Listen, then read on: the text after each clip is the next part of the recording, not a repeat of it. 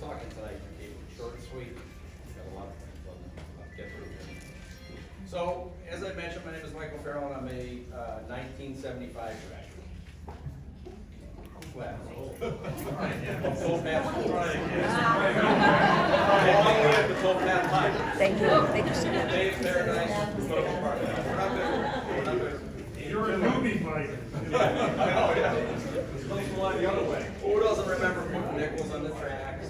You know, God rest his soul, Lloyd Booker passed away. That man kicked me in the butts over and he lifted me off the ground. He made me run across the courtyard to the principal's office. In the rain, right? That's my humiliation.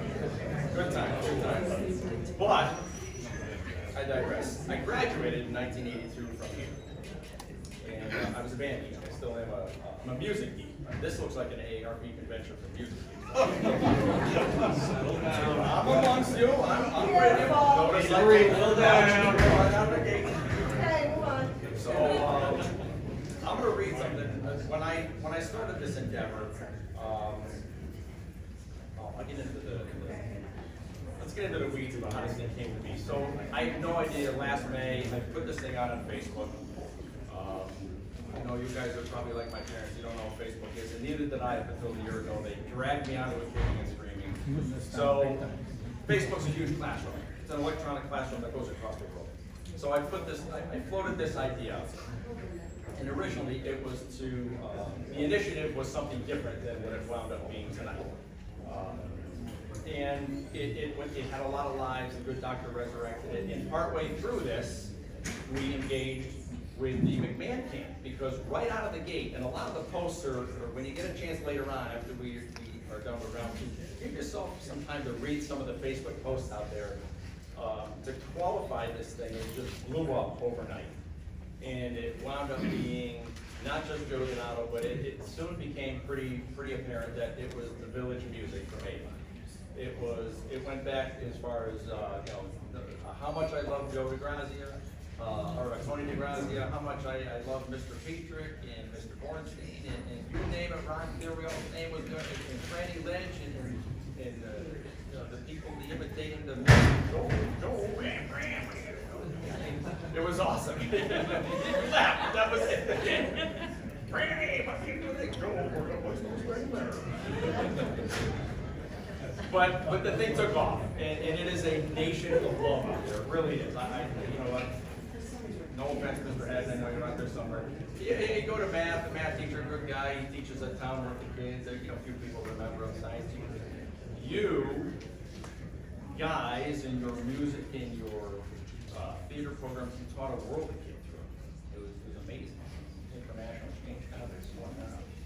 So as I looked into this thing and I did read more about the history and whatnot, I got more information, and I'm going to share it with all of my fellow alumni here, because there was things that I didn't even know about the job. Some of it Dr. Carnival touched on, but I'm going to read through it real quick, and then I'll just go through some personal thoughts and we'll get on the show. So Joe Donato started his job here in 1960, 59. The jury's out on that. After having taught Meriden for a couple of years.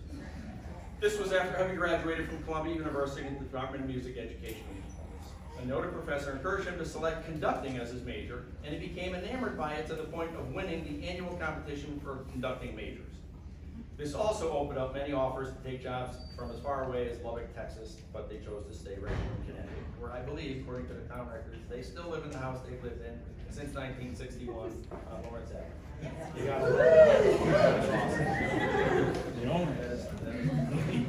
As a kid, Joe traveled by train every week to study with the top guitarists in New York City, names still famous today in musical circles.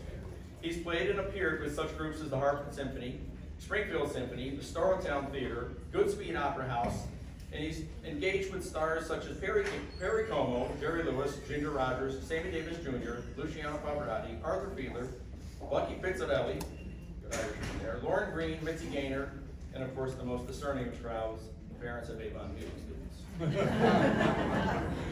And he brought them all to their feet after every concert. Something you don't see anymore.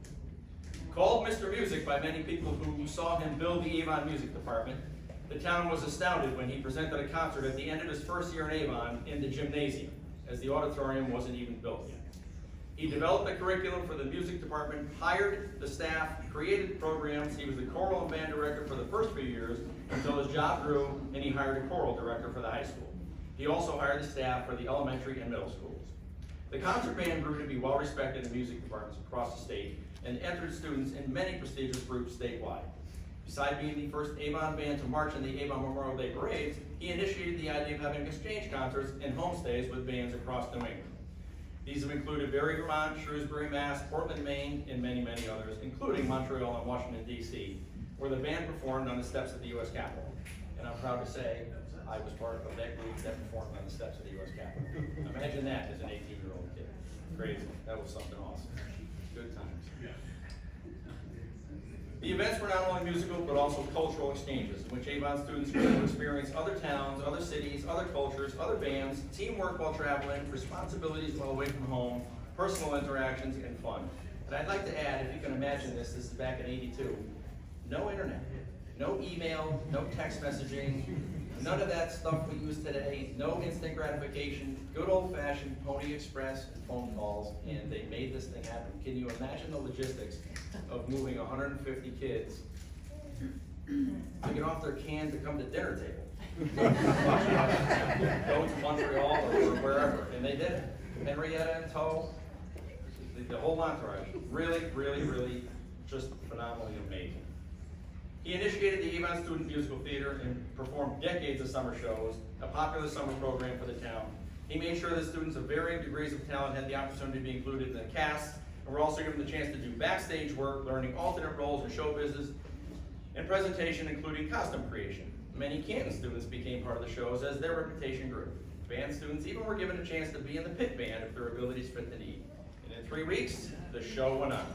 The first show presented was The King and I, and after many, many years, the last show was The King and I, as the audience hated to see Jody retire in '96. Another really huge undertaking was the international exchange concert and cultural visits, and I didn't know this, I thought I was all that in the Philippines because I went to Montreal, but they went to Germany, the cultural visits and students in Germany. The German students would come to Avon, and the Avon students returned the country. What a monumental task, taking more than 50 students to a new world and playing concerts in places like Berlin, Bremen, Aachen, in churches, schools, well-known spas, town halls, and even in Burgessville. German students and Avon students became fast friends, and some friendships even continued for years as students would continue to visit each other. Europe loved the music and our students, and the students were given tours of historical places like Nuremberg, Rottenburg, Lebec, Berlin, Luxembourg, and Belgium. The program of exchange concerts continued for many years as the German students arrived in Avon on alternate years. And again, all before email and text messaging. Absolutely amazing. There is so much more to divulge about the invasion of Avon by a man who lives, eats, and sleeps music, even into his later years. At this elderly stage, he continues to play in a music group that performs every Wednesday so that seniors can dance and enjoy the kind of music they are accustomed to in life. Pretty cool. So that's the professional side of Jody. So now on to the personal side that I think each and every one of us in this room, well, certainly the alumni that have come, can probably relate to. I never took chorus. I did Mr. McMahon and he didn't sing for me. But oddly enough, I had a great relationship. We used to call him Big Mac. And it was funny to hear Dr. Caramola say, one of his, I don't know if it was a student or whoever, alluded to the fact that he would hit the ground running every morning. The guy was like a bead of mercury, and he always had energy, and I love that. And wherever you went, he was, wherever he was, you went, and the two programs were synonymous with each other back then. I know now they're a lot more divested in their programs here. You can play strings, you can do all sorts of stuff, I don't even know, but they can't hold a candle to what we used to do. But keep my politics out of it. But the two programs were one and the same. So I'd walk the halls, and if you were getting out of line, Big Mac was right there to bring you back into line. And you developed a personal relationship with us that was amazing. And to bring me personally, and a lot of my friends and other alum here, to places like Montreal was, kind of neat for a young kid, 17, 18, who really never even left Avon. the fond memories I have are sitting down in your office, down at the end of the hall, it's still there. All the changes here, the hall is still there. And listening to your stories, you would tell me, Kevin Gaddy, and Danny Diz about you being in foxholes tossing grenades. And now your daughter tells me you were in the band. So you must have had one really rotten conductor if you were throwing grenades at him. And I'm 100% serious. We would just be enamored down there. Sorry, I went being in a foxhole, pulling the pin out my teeth, and he'd even do this. He'd look like this. I don't know. I love you that. Let me know. Funny. Good times. Good times. A lot of us here probably remember, and I think I mentioned you made the parents stand. When we performed, we had standing ovations all the time. They don't get them anymore. We were challenged. We were really, not in a bad way, not in a temporary way. You challenged us. We would play music that I truly believe was marginally beyond our skill level. And I remember sitting under the lights sweating, like you all probably remember sitting under the lights sweating. And you were up there pretty confident, but we were all quaking, thinking, this could really suck. This could come one way or another here. And I gotta say, we pulled it off. We always pulled it off, and I think there was inspiration there. And it came from your confidence, and it came from being pressured and pushed. There was no cotton balls back then. Today everything's soft for the kids. All the hard edges are sanded down for you. There was no sanding down back then. You yelled at us, you pushed us, you made us do more than we were capable of, you held us accountable, and because of that, I think we really kind of rose to the occasion. All of you. And all of you, even in the math departments, teaching was different back then. And I think that the students were different back then. But the memories are all the same from all of us. I mean, here we are, we have a wall full of Facebook posts over there from kids that were literally from class of 1959. Can I ask, anybody here from the graduating class of 1964, which I think was the first, anybody? 62. 62, all right, how about that? That is insane. So, and who came, so Paul McMahon Jr. obviously came from New Jersey. Have any of the students come long distances? Because we had a ton of responses from people who, where'd you guys?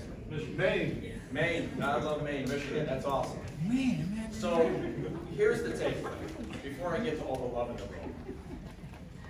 When we get through all the speaking, we're gonna go around the corner, we're gonna see a nice display, and one of the words you're gonna see on the display is impact. In context, it's about how you've impacted all of our lives to this day. Whether it was summer theater, whether it was band, we had people mentioning Tony DeGrazia. You know, we finally remember our 5th grade music teacher. We remember Mr. Bornstein, Mr. Petrie, that crazy little office they made you guys exist in. God, I hope they've done something with it. But when I think of that word impact, the word impact that's on one of the statements out there, I thought that's kind of a hard word, but it means a lot. It means a lot to me. Impact can mean a lot. You can derive a lot of feelings from the term impact. And I was thinking influence, inspired, or inspirational, and impression. The influence is in the music that's still in all of our lives, whether it's what we play on the radio, some of us still play our instruments. I venture to say I pick up my horn every now and then and play some pretty lousy trumpet, but I love it. And some people like that I still do it. Some people would just as soon I close my windows. I joke with people, say I play Happy Birthday for people that I really like on my trumpet. One could pose an argument, you play Happy Birthday for people you really don't like. But I still play, so you've inspired us to have music continue in our lives. You inspired me to encourage 2 of my 3 kids to go into the music program here. And they did. And they did quite well. I don't think they had the memories or filled the memories that I have, obviously, but they enjoyed it. You inspired us. You inspired us because you challenged us. You challenged us with hard programs. You didn't throw lot balls at us. And I remember you telling us when we were going up to Canada, to Montreal, you were pumping us up, saying, these guys are really good, you know, we got to be on our game, this and that, and truth be told, we smoked them. We totally smoked them, and it was awesome. But either you were lying to us the whole time, and we were believing it, or you were just kind of pumping us up, but it worked, because we went up there and we knocked the hall down, and it was phenomenal. And the last thing is impression. I mean, if you want to talk about how you impress a culture upon people, look at the 25 people that showed up. Look at the Facebook posts from people across the world. Not across the town, not across the valley, not across the region, from across the world, literally across the world. You've touched lives of students and families from across the world. That's pretty phenomenal. It's amazing. I'm going to share with you really quick the numbers on Facebook. I put this thing out shortly before bed. I just threw the idea out on Facebook, and 4 hours later, 4 hours, I got 99 emphatic and enthusiastic comments saying, do it. 99 responses in 4 hours and 119 thumbs up. I think that's pretty good. And by the next morning, 14 hours later, there were 112 supporters and 153 thumbs up. 112 supporters that were writing back saying, this should have been done a long time ago, let's do this, awesome. I cannot begin to recall all the accolades that were thrown at you guys. Some of them, and all of you guys, take some time to read through those, because you're going to recognize a lot of the names that are really, and actually some of your posts are probably on there. But some of the comments are absolutely phenomenal, and they came from across the world, and they came in a fury. They came in less than a day. So, enjoy the love in this room tonight, because there is a ton of love here tonight. And it's for all of you guys. And Paul McMahon, we wish he was here with us. We have his son here. Instantly, I broached the subject of having a dedication, something special for Joey Donato, and then the Village Music came alive in Avon. And it instantly became Fran Lynch, Paul McMahon, Ronnie T, you name it, they were all out there. Paul had 3 sons, has 3 sons. And he still has 3 sons. Listen, I'm not getting in the middle of any Irish get down. Go out back to the old fashioned way with a couple of beers. All I'm telling you is a ton of love is wrong. And it's not a fraction of what is out there in the world for you. And I would just encourage you to enjoy it, because you have created this. And we're all really, really, really happy to be here. And this is the best 25-person crowd that I think I've ever seen in my life. I couldn't be more happy for you to have all these people here.